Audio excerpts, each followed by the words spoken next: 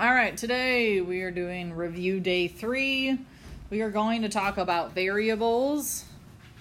So we're going to simplify numerical expressions and evaluate algebraic expressions. A lot of what we do today is going to look a lot like what we did yesterday. Just a slightly more of a focus on variables in our notes.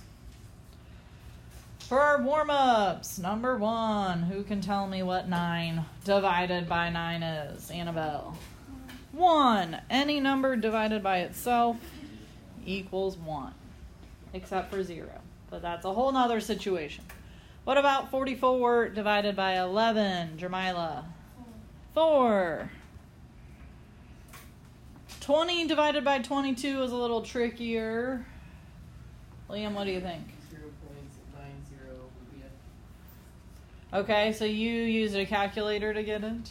So if you put the repeating bar on it appropriately, that's fine. I would actually prefer this as a fraction.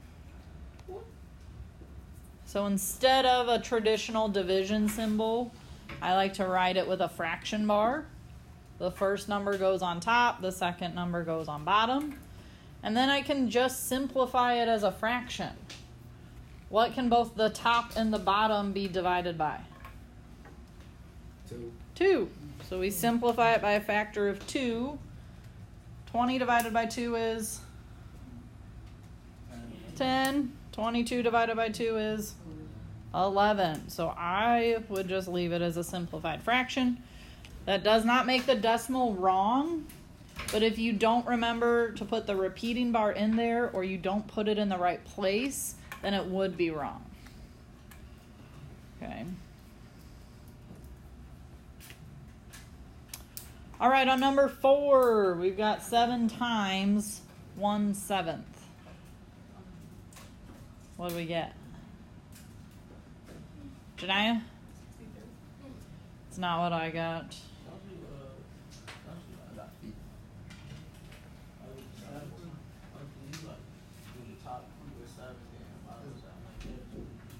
Like make them both 7s? Oh, let's see. Hunter, what did you do?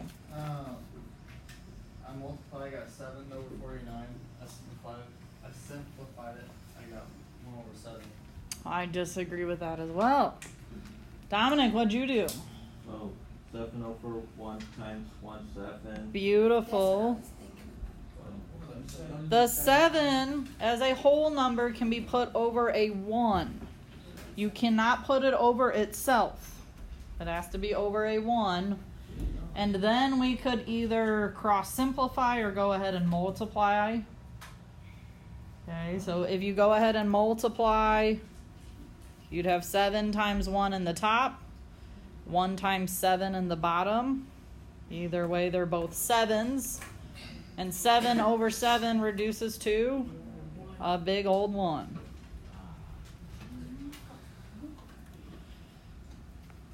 So knowing that, does anyone think they know what the answer to number 5 is? Hunter, what do you think? 7,652 over 1,522,000. Disagree. It's not that hard. Not that complicated. James, what do you think? 5,678 sounds great to me. So we would do the same thing. We would put our whole number over a 1, and then you're able to multiply straight across. Now, if you don't want to go ahead and multiply, you can cross-cancel the 1,234s with each other. They both become 1s. And so then that just leaves us with 5,678. Can't you cross cancel on 4 though? Yes. And get 1/7? No, it would still be 1. It'd be 1 over 1 because both the 7s would have to turn into 1s.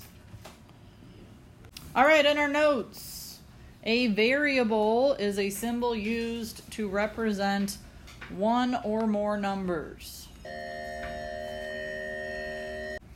An expression that contains a variable is called a variable expression. An expression that names a particular number is called a numerical expression. Just a fancy way of saying number. The number named by a numerical expression is called the value of the expression. So a lot of these words we'll use interchangeably. Number, value, numerical expression.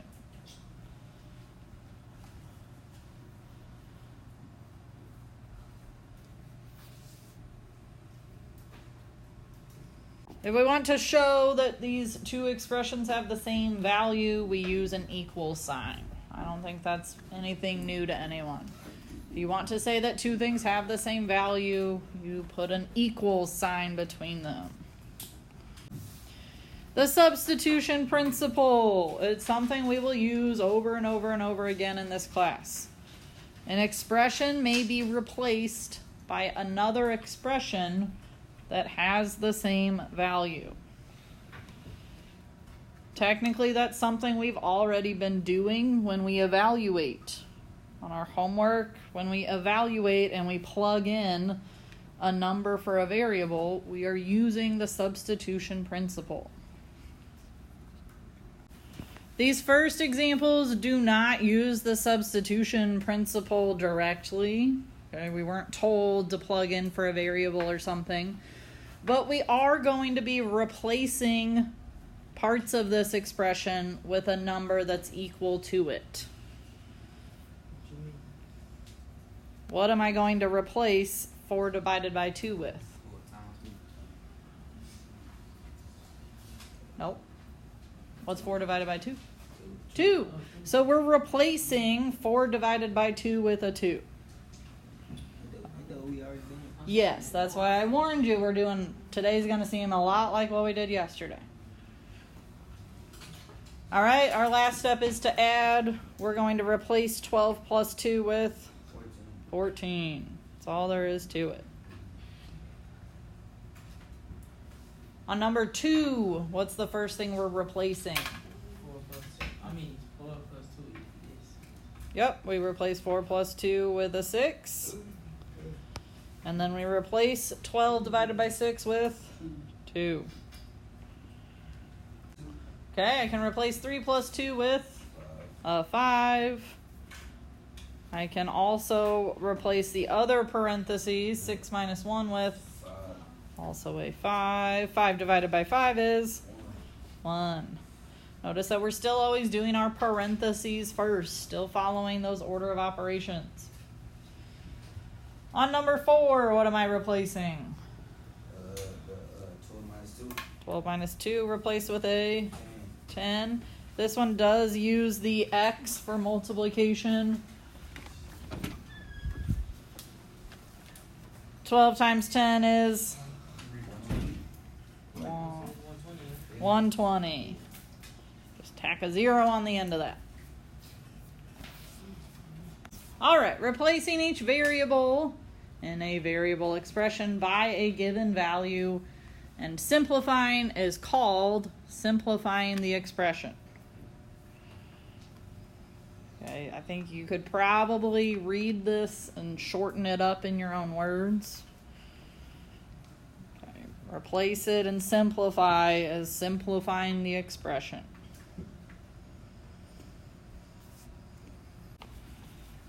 Evaluate each expression when m equals 1 and n equals 2.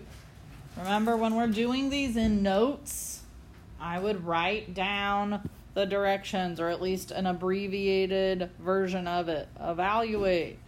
M equals 1, n equals 2. Write down the original problem. So that way when you look back on it, you can see the whole thing from beginning to end.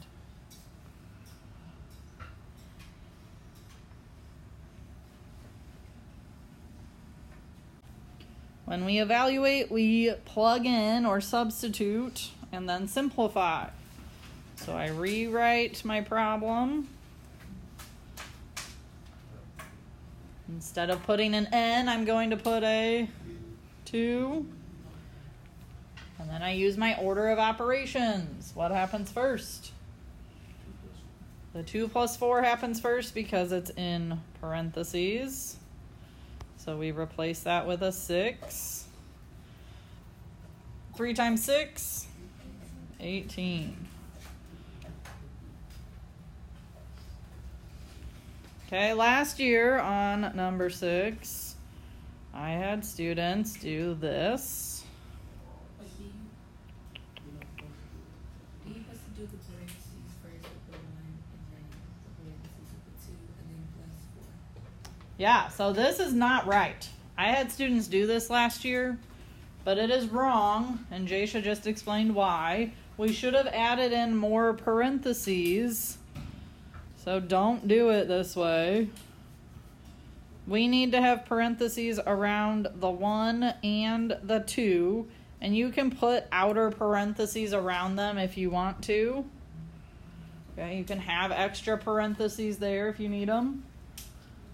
But we are not just making a 12 out of the 1 and 2. We are multiplying them. 1 times 2 is 2. Then we can add the 4 to get 6. Don't just make new numbers because 2 letters were next to each other. If they're next to each other, we are multiplying. What are we plugging in for M? 1. 1. What's happening between the 14 and the N? We're multiplying, so what's going in for the N? 2. 2.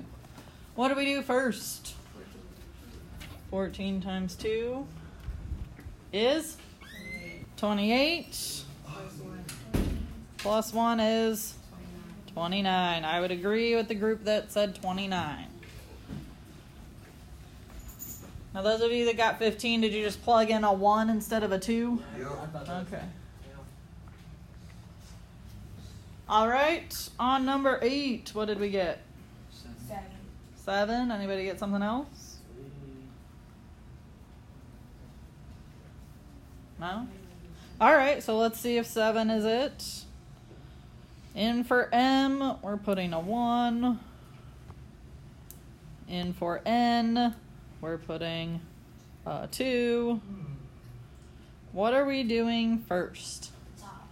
The Good. The tops with the parentheses. They're done separately, but you can kind of do them at the same time. 1 plus 14, 18. still over 5, plus 2 plus 14, still over 4. Now what? Divide. Divide. Good. Division is shown with the fraction bar. 15 divided by 5, 3. 16 divided by 4. 4. Add them together. 7. 7 is correct. All right, we're going to stop our notes there so we can get our worksheet.